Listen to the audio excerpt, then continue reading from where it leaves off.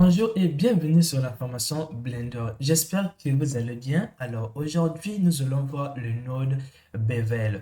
Le node Bevel va nous permettre d'arrondir les bordures afin que lorsque la lumière arrive sur un objet, on ait l'intuition que les bordures de l'objet est arrondies. Attention, les bordures de vos objets ne seront ni déformées, mais ça donne un peu l'illusion comme si c'était déformé.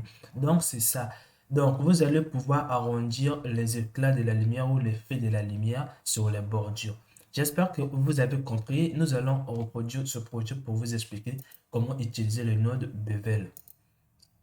Donc, si par exemple, je viens dans les shaders ici, euh, je ne sais pas où est-ce que ça s'est trouvé, mais bref, on va créer un nouveau projet pour vous le faire voir. Alors, une fois que vous êtes ici, on va supprimer ce cube pour l'utiliser avec un projet vide. Donc, on va recommencer le projet. Et nous allons maintenant créer un plan qui sera comme un sol pour nous, avec S. Et ce qu'il nous reste à faire maintenant, vous pouvez utiliser juste cet objet, c'est juste un exemple. Vous pouvez passer au mode rendu ici. Et là, une fois que vous êtes en mode rendu, nous allons maintenant pouvoir aller travailler avec les nodes. Donc, pour cela, vous allez venir dans les shaders ici. Et une fois que vous êtes dans les shaders, comme vous le voyez bien, vous pouvez aller directement dans le mode rendu pour mieux voir ici. Et vous allez cliquer sur plus pour ajouter des shaders. Une fois que vous avez ajouté, vous allez cliquer sur New et sur Input. Vous allez chercher le bevel, le node bevel. Et une fois que vous avez ajouté, comme vous le voyez, ici ça s'écrit normal, ça veut dire que ça se colle qu'avec les normales. Donc, le principal BSD, le normal se trouve un peu en bas. Souvent, on les trouve en bas. Donc, je vais coller normal avec normal.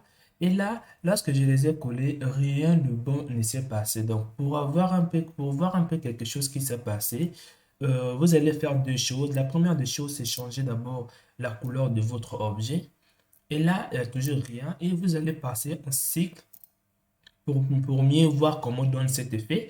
Parce qu'en EV, vous n'allez pas vraiment le constater. Mais si par exemple, en EV, pour le voir, il faut que vous le déformez. Vous déformez vos objets. Donc, je vais passer en cycle ici. Et là, je coche les deux les noses. Et une fois que je les ai fait, vous constatez déjà qu'il y a une lumière qui apparaît sur des lignes. Donc, si par exemple, je vais mettre EV en pause, pour que ça ne puisse pas consommer un peu. Et si par exemple ici, bon, je peux le remettre. Et si par exemple ici, vous allez pouvoir augmenter l'arrondissement. Donc les bordures se sont arrondies. Donc pour augmenter un peu le rayon, vous allez venir ici. Et là, vous constatez que la lumière, donc la lumière sur cette ligne commence à augmenter. Donc si par exemple vous diminuez ici, par exemple, je vais mettre à 0,3. Et là, vous voyez, et là, si je passe par exemple ici et que je dézoome ici, vous voyez bien qu'on a d'ombre sur les bordures et on a, vous voyez bien la différence entre les faces et sur les bordures. Donc, si vraiment vous voulez augmenter un peu le nombre d'échantillonnage, et là, vous allez augmenter, ben, le mien, j'utilise 16 pour mieux voir et ça s'arrête aussi à 16. Donc là, la première des choses, vous constatez déjà qu'il y a de la lumière sur ces bordures ici. Et si vous augmentez ici, vous allez réduire, vous allez augmenter la ligne de la lumière. Donc, quand je diminue ici, c'est comme si j'affine encore un peu plus. Donc, quand je mets à 1, et là, vous voyez bien sur les lignes, vous avez l'effet de la lumière sur des bordures. Donc, c'est à vous de faire. Donc, ce node est utilisé lorsque vous utilisez des objets qui sont arrondis. Pour mieux mettre la lumière plus en avant sur les zones arrondies, vous allez utiliser le bevel. J'espère que vous avez compris comment agrandir un peu le rayon qui se trouve sur le bordure ici, comment agrandir le rayon qui est là et aussi comment faire éparpiller la lumière qui se trouve ici ou encore ça peut être l'ombre ou la lumière. J'espère que vous avez compris.